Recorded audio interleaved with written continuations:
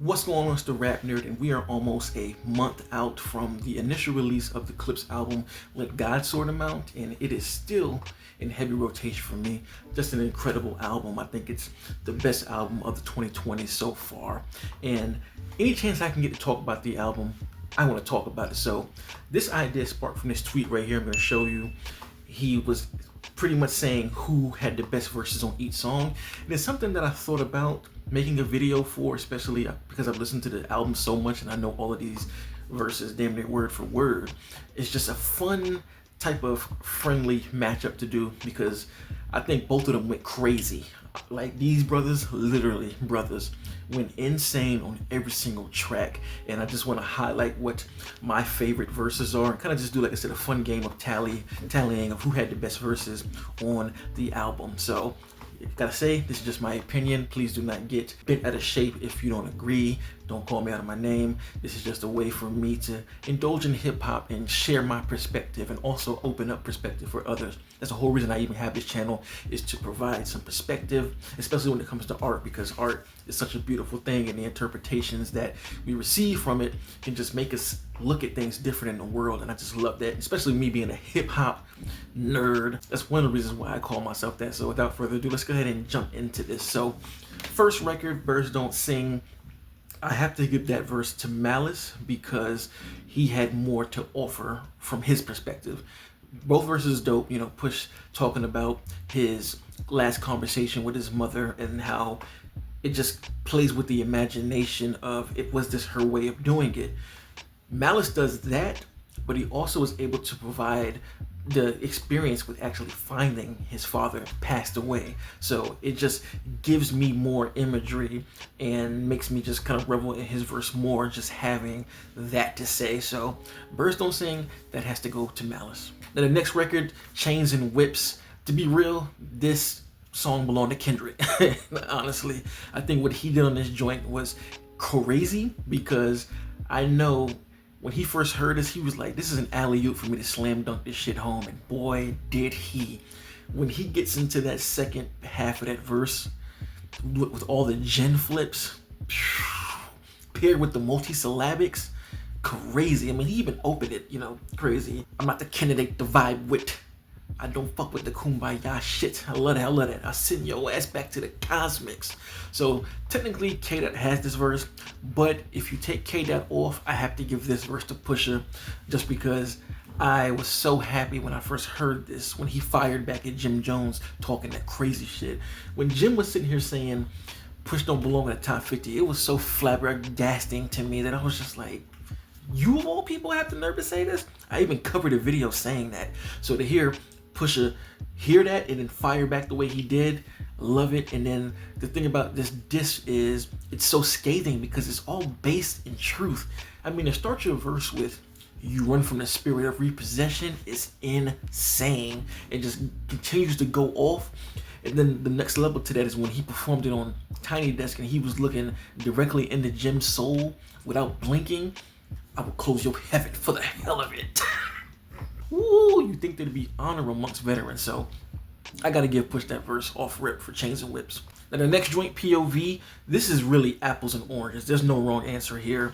I personally like Pusha T's verse more just because of the tonality.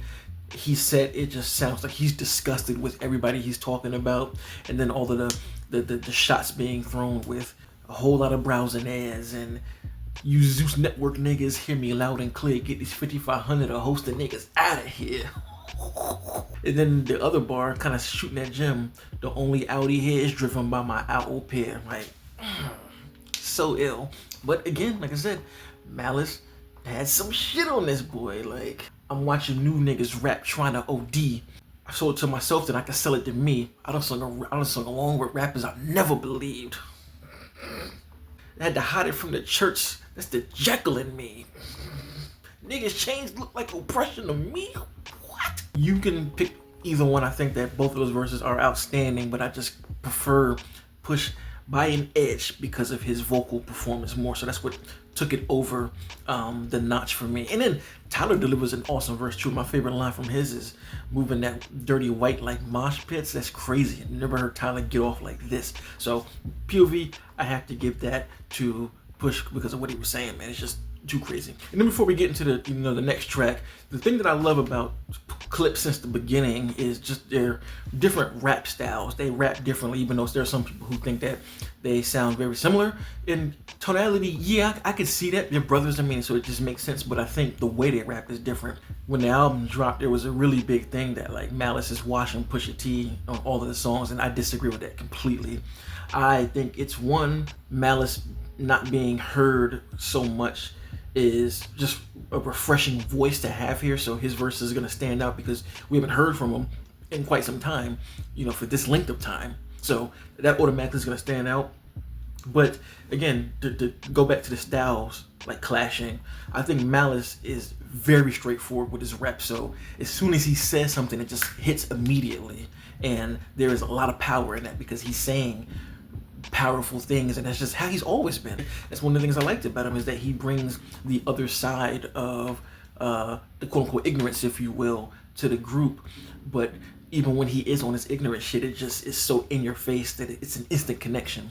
Whereas Push, to me, always looking as the evil twin, if you will, I think that he speaks a lot more coded and layered than Malice does, so the instant hit is not there for everything that he says, but as you start to listen to him more and more, there are a lot of things that unpack themselves, and he's saying a lot more. Like the clear example to me is in H Trumpets, which I'll get to in a second, but I'll break that down. But I wanted to put that out there, like their styles are definitely different, and I love it for that. So the next record is So Be It, and I got to give this one to Malice. I think he just was saying way too many quotables here. You ain't what God did, you ain't Khaled, can't wrap your head around that, you ain't Arab. If I had it and you had it, she never mattered. Look at the stars on my roof, they all scattered. Ain't no more Neptune, so peace Saturn. Just too much shit that he's saying, man.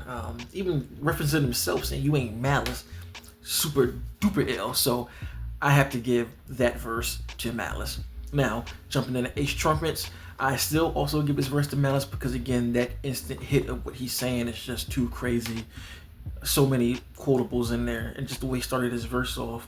Visiting with Kappa, with Chapas, all of you in pastas. And I did a reaction to that, so I've broken this down. But again, this is another example of what I was saying, where the style clashing. Malice is so straightforward, dressed in House of Gucci, made from selling Lady Gaga. Like, what? Instant connection, whereas Push is saying a lot of things that are, more complex from a layering standpoint and not really instant hit. Like the fact that he opens, yellow diamonds look like PP. People was laughing at that. Like, how could he, say that? But to me, what he's doing there is setting up a double entendre and preparing you for it. So, yellow diamonds look like PP. Bitches come from DC. Fly on my private to Waikiki. So, the PP part, yellow diamonds, is setting you up for the fact he's saying my private. Like, so, and that's a double for my private, as in they own mine, but my private jet as well, and that's a double entendre. And he does a lot of that. Like, throughout his whole career, he's been doing this, but I think he's mastered it now. And so, a lot of those layers aren't really caught on first listen. So, I just had to put that out there for the stylistic standpoint, because I think that's what makes them great. But still, I have to give H Trumpets to Malice. The next record is All Things Considered, and I have to give that verse to Push because I think he lets us into his world, personally, more than Malice offered here.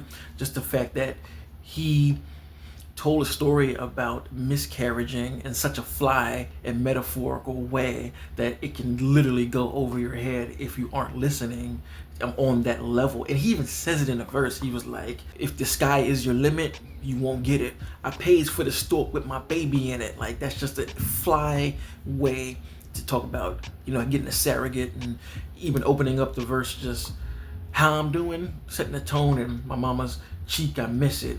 I want to kiss it. I've never heard Push talk like that in this whole career of following him, so that was dope to see him say that. Now, the next verse is Mike Tyson Blow to the Face, and I really want to give it to Push because I love his Biggie flow and just how much he's doing those multis at the beginning. No confession, lessons, lessons, fireworks to send a message, iridescence. I love that shit. But Malice came in here and cooked. I love how he opens his verse. All you keyboard killers and your feelings.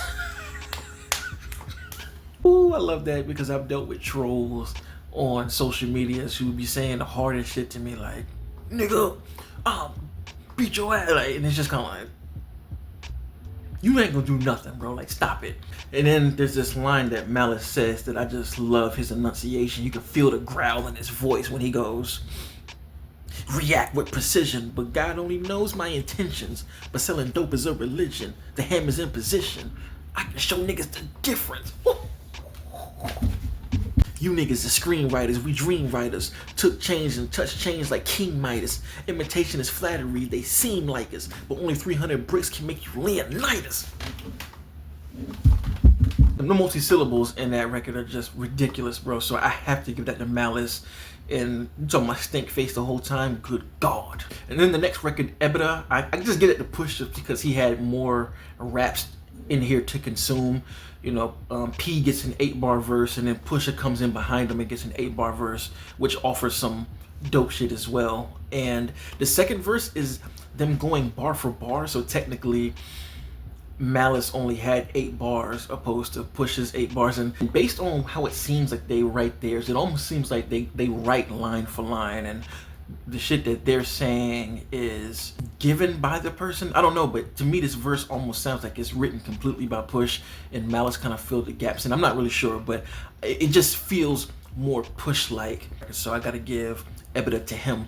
Then we get to the next record, FICO, and I think hands down Malice got that. I don't think anybody will debate. His verse was just full of instant quotables and like haymaker bars. They used to call me Windex because the thing I sprayed gonna make you change minds. I done seen Hercules run.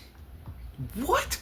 I would have him take the number like the DMV. That was the baseline. Check out register 1. Miami niggas love Big Perm because the numbers was phase on. The Cuban showed me nothing but love. Like, oh my God. And then I think the bar that really sealed the deal was K9 sniff out a crumb. Hands 3 and 9 on the wheel as I'm crossing the state line. Dumb diddy, dumb diddy, dumb. So, FICO, Malice got that. Then in Glorious Bastards, I think hands down Push got this verse because, I mean, his was longer. I think Malice and Ab actually split a 16-bar verse, so Push just had a lot more to give here. And again, this is one of those ones where it's just bar for bar. He just is slapping you over the head with it. My favorite line in there when he says, head haloing, seated in a late foreign, that's just something to me. Again, speaks to Push style, how there's layers to what he's saying, because I feel like when you hear that, he skips by it so fast, you kind of can't, not make out, but understand what he's saying. The connection here. Halo, I got my feet kicked up, it's heaven on earth. And he says, chilling in a late foreign. And when somebody's passed or something, they say the late, as in they passed away. So the haloing goes with that. And then he's also saying like the latest foreign as well. So it's like double. And again, he does shit like that all the time that I just love and appreciate about his style. And lines like, I remember the days of no cable, Colombian stallions in a stable, with natural titties and no navels. Only work getting done is on the tables. Comparing cars to like BBL, man, the celebration of like the natural look of a car, and saying like ain't no work getting done, like how people be getting, like, you know, the Colombian BBL is the whole connection here. And then the work getting done, and talking about, you know, the drugs with the Colombian, man, Push got that verse. And then we go to Far Ahead, and I think Malice hands down got this verse too. I mean, the stick out lines that are the most quotable when he goes, I done been both Mason Bethers, like that's it. And then he says, same hand I used to work with, turned them both into blessings. I done did ocean 11s. Even when the well ran dry, I done raised quotes in the desert. Tried to hide the dope in the message like I did the coke in the Lexus. Yes, I think that easily belongs to Malice. And then we get to Let God Sort 'Em Out / Chandeliers. And I gotta give this to Push. I feel like the lines that hit the hardest came from his pen, because I can just tell what's being said and how it's delivered, that I really haven't heard Malice rap like that. Again, it's just the specific lines. I mean, the way the record opens up It's always the loud mouths that can't count. The right place I put the AR in the saint's mouth. Oh, bring all the watches and the chains out.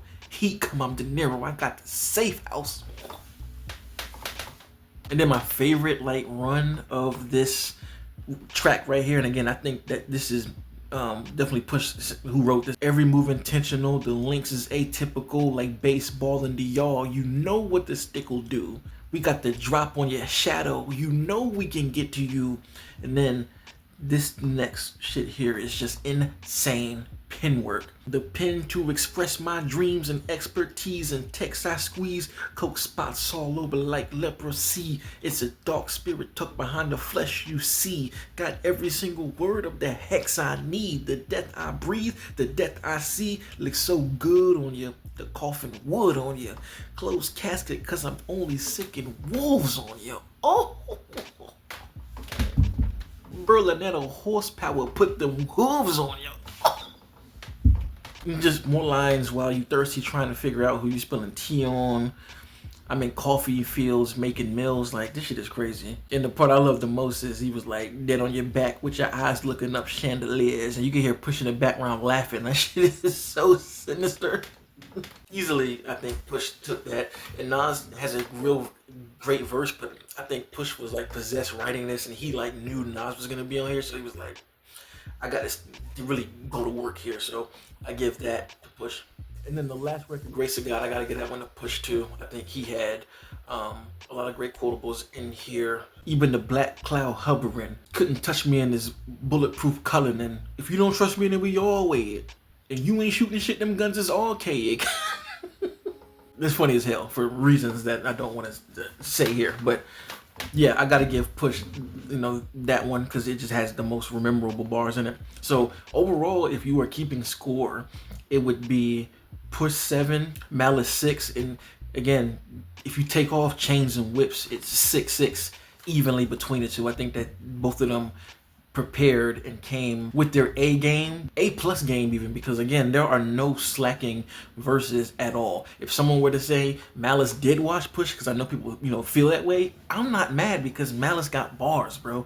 The real rap is back, dog. Let me know in the comments, what do you have this score in this album, and keep it friendly, of course, because this is all in the love of hip-hop, and as a hip-hop fan and fans, we all won receiving this album. So if you like this kind of content, make sure to like, subscribe, and if you already are subscribed, thank you, and until next time, peace.